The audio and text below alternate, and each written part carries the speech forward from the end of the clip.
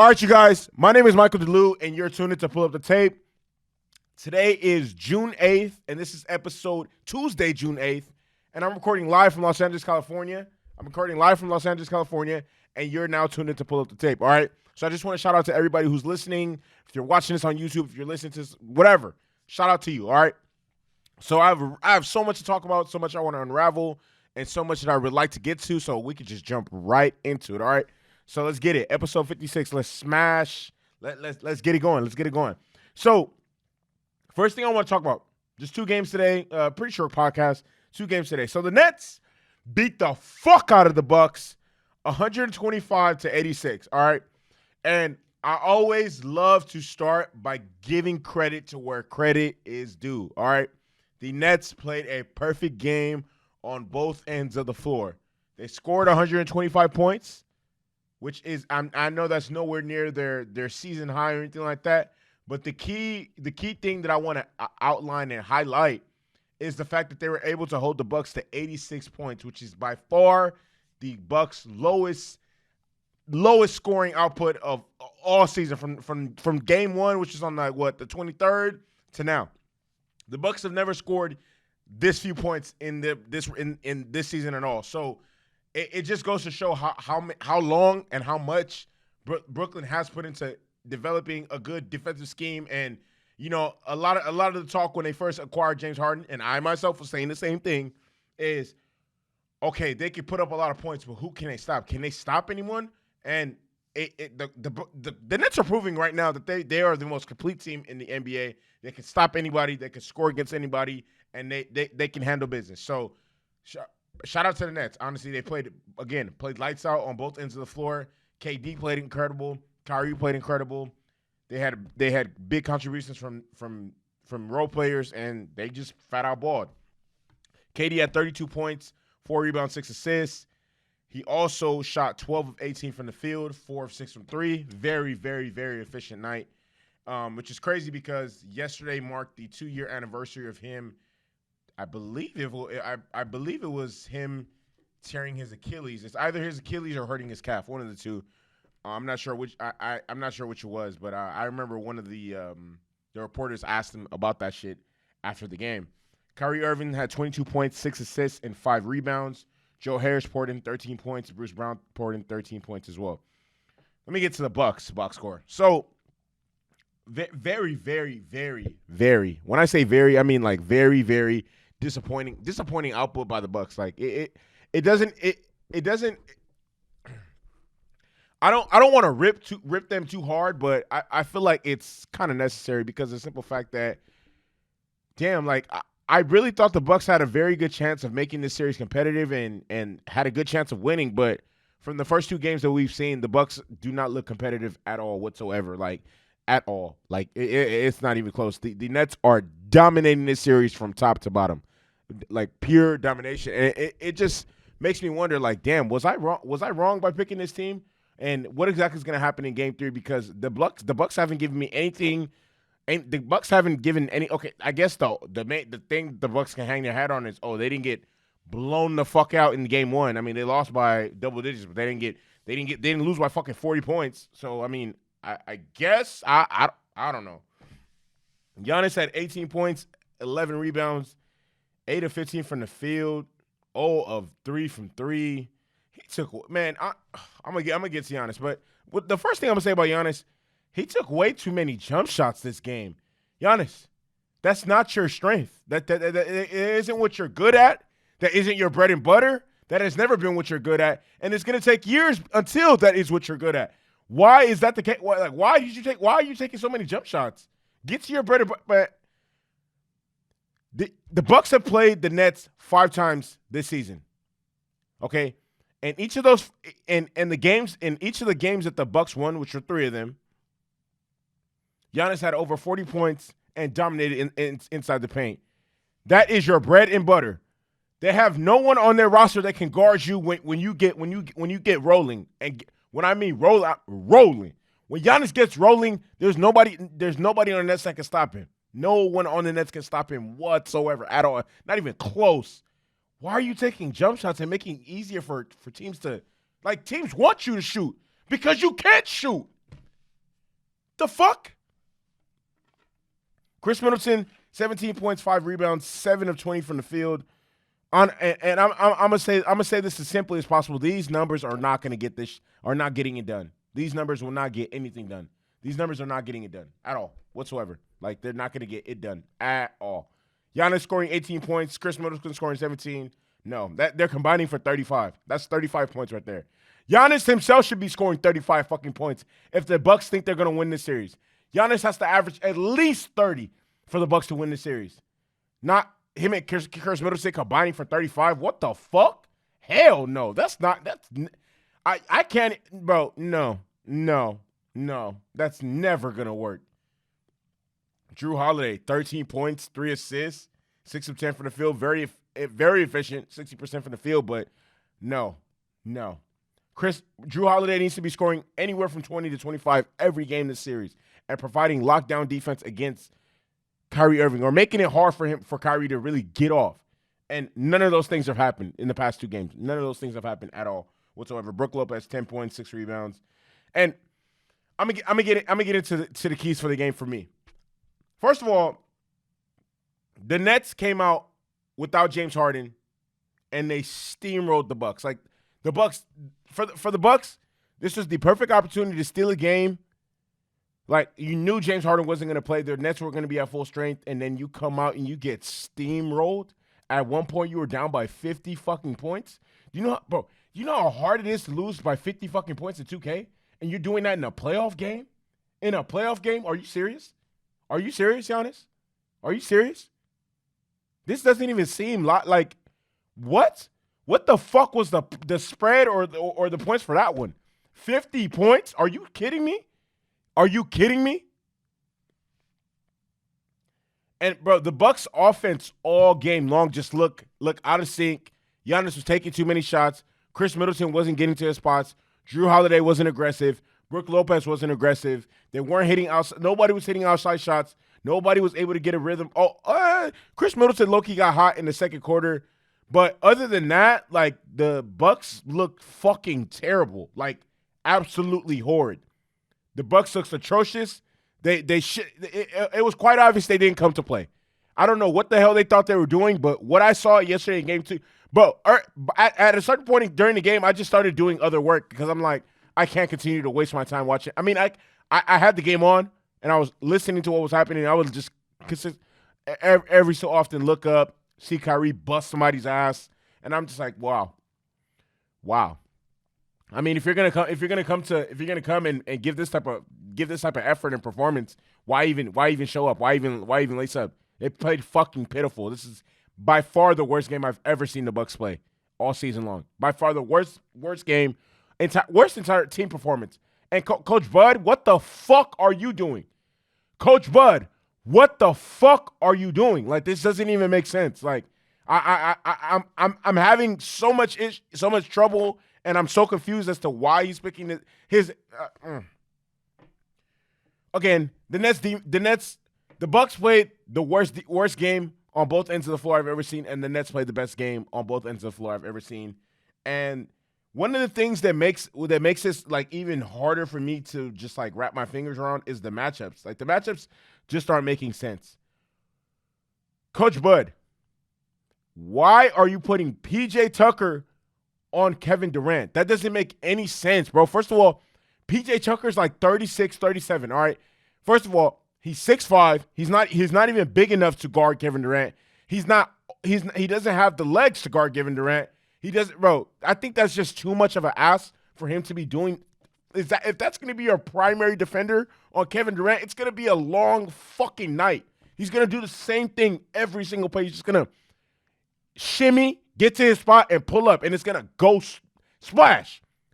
Bro. Splat, bro. That's all he did on possession after possession after possession. And then when they take PJ Tucker off him, they throw Jrue Holiday onto him. I'm like, bro, that's even worse, bro. I don't care how good of a defender Jrue Holiday is. He cannot guard KD. The only person you should be throwing at KD is Chris Middleton. Chris Middleton's like 6'8", almost 6'9". He can kind of match up with KD in terms of height, and Chris Middleton is a good defender. Not great, But that's the best option you have, and that's the only thing you have that can slow Giannis, that can slow KD down. And that's the only person you should be throwing at him. The only person you should be throwing at him. PJ Tucker should not be guarding KD. Drew Holiday should only be guarding Kyrie Irving. Like, I don't even understand. Oh my God, Coach Bud. Like, I don't get it.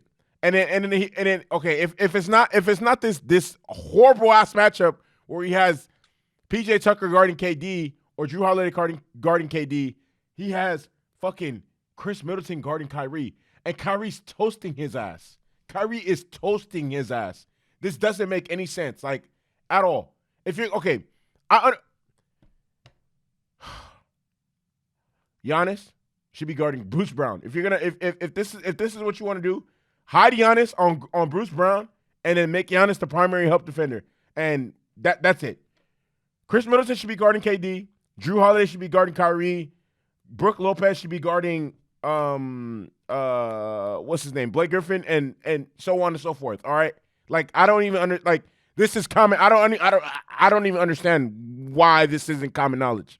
Like, if that's how I would coach it, or if that's how I would play the situation, why are you like?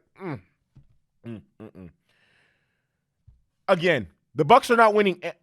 The Bucks are not winning any game at all. The Bucks will not win any game this series if Giannis doesn't score over 30. The Bucks will not win any single, not even a single.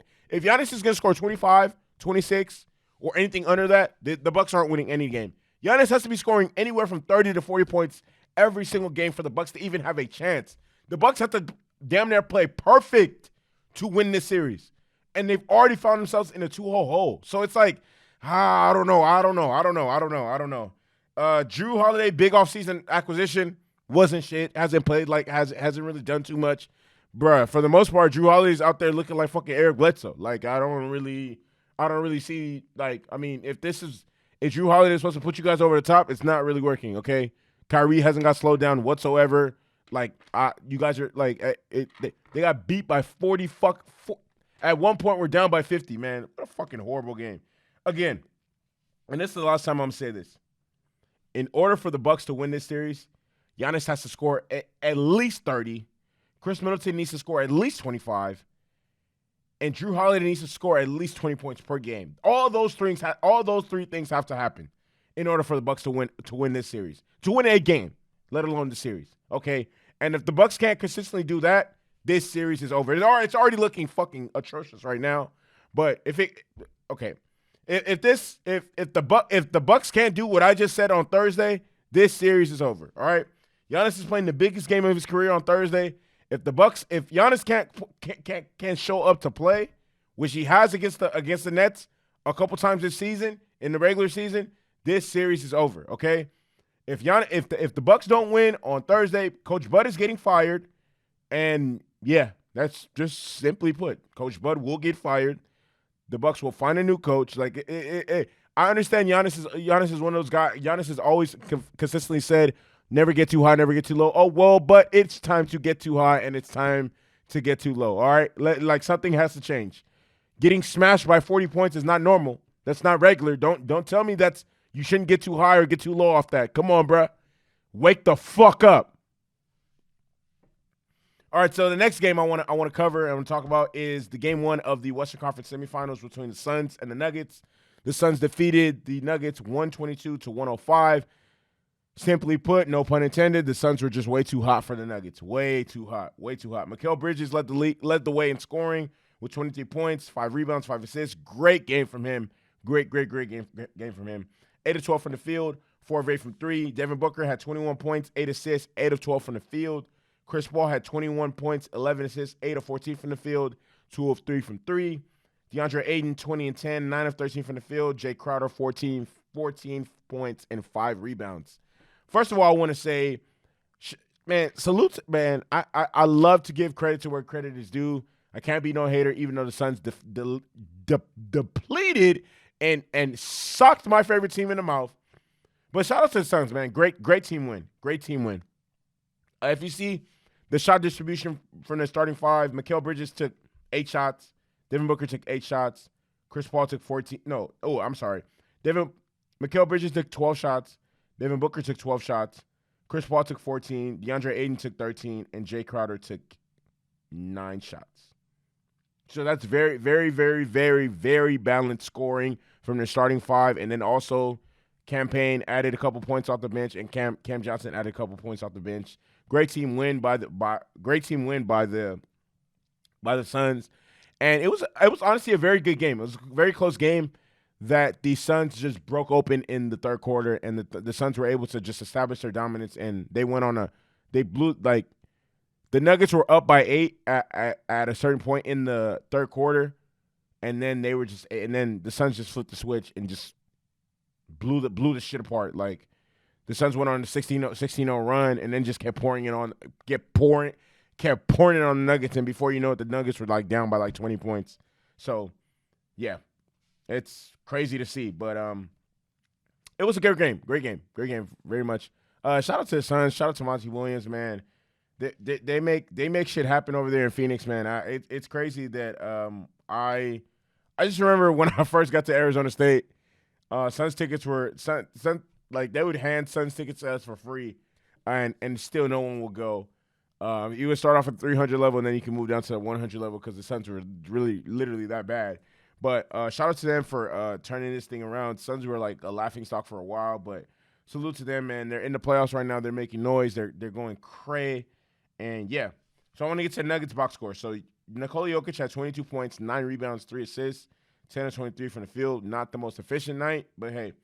Aaron Gordon, 18 points, 4 rebounds, 8 of 14 from the field. Michael Porter Jr. wasn't the most aggressive, 15 points, 7 rebounds. I mean, I'm going to keep it 100 right here. That can't happen again. The Nuggets probably aren't going to win any game if Michael Porter Jr. only scores 15 points. Like, that's not, like, I'm be realistic again. Same thing with Giannis only scoring 18 and Chris Middleton scoring 17. I mean, that's like a recipe for failure in my eyes. That's like a recipe for failure. That's the Nuggets aren't going to win any game that, or for the most part, I honestly, in my heart of hearts, feel like the Nuggets won't win any game if Michael Porter Jr. only scores 15 points. Capazzo, 14 points and 6 rebounds. And one of the biggest things that stood out to me about this game is the fact that Nikola Jokic only had 3 assists. Like, that tells you something.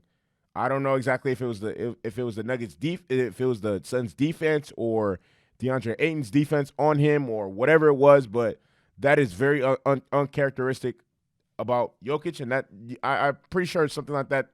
I'm pretty sure that doesn't happen often. I mean, I know that doesn't happen often because I believe he averages like 8 or 9 assists per game, but I'm pretty sure that had an impact in the way that the game was eventually ended up playing out.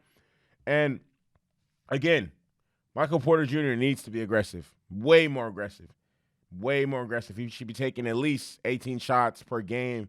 The fact that Jamal Murray isn't there, and I understand that the Nuggets do have a very deep team, but Michael Porter Jr. is at his best when he's aggressive. Like, he is a matchup problem. He's like 6'10", 6'11", just like KD, can shoot, can dribble, can get to the rack, literally exploit anybody on the perimeter to where I feel like, and again, I don't honestly think that the Suns have anybody who can guard him or really check him, like, at all. Like, if we're being honest, like, who can? I don't see anybody on their team actually being able to stay in front of him on the perimeter. Not Jay Crowder, not Mikal Bridges. Yeah, nobody. So I look for him to be more aggressive in the next game because they honestly need his scoring. They need, like, he's a very pivotal. Even before Jamal Murray, he was a very, very pivotal piece to their success.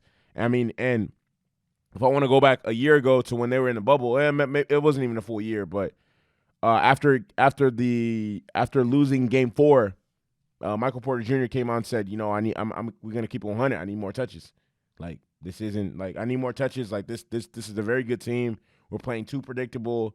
And when Michael Porter Jr. started getting more touches and started flourishing in the offense and becoming more assertive, what started happening? The Nuggets started winning games and then eventually won the 7 game, 1-7. I mean, it's not just because of Michael Porter Jr., but that played a major part in the reason why the Nuggets were able to defeat the Clippers. So Michael Porter Jr. is big time. He doesn't, like, again, I keep saying it, he needs to be more aggressive on offense. Jokic needs to be more aggressive as well. I wasn't really too impressed by his game, 10 of 23. Usually puts up 10 of 23 from the field. He usually puts up a way better outing than that. 9 rebounds, 3 assists. 3 assists, that was a little heartbreaking for me. Other than that, I honestly do see the Nuggets winning game 2. I mean, I honestly feel like this is going to be a 7-game series and this is going to be a really good series, honestly, which I have the Suns winning. I have the Suns winning in 6 or 7, but nevertheless, it's going to be a very entertaining series. And, yeah, I look forward to the rest of the games. Later today, we got the Hawks playing the Sixers and the Clippers playing the Jazz. I look forward to reacting to that for you guys tomorrow. Thank you for those who are listening to this. Thank you for those who are watching. Like, share some more, keep sharing. Help me grow. That's all I want to do is feed my family off this shit. Viral, movie, all that. Rest in peace, Pop Smoke. Stop playing with me.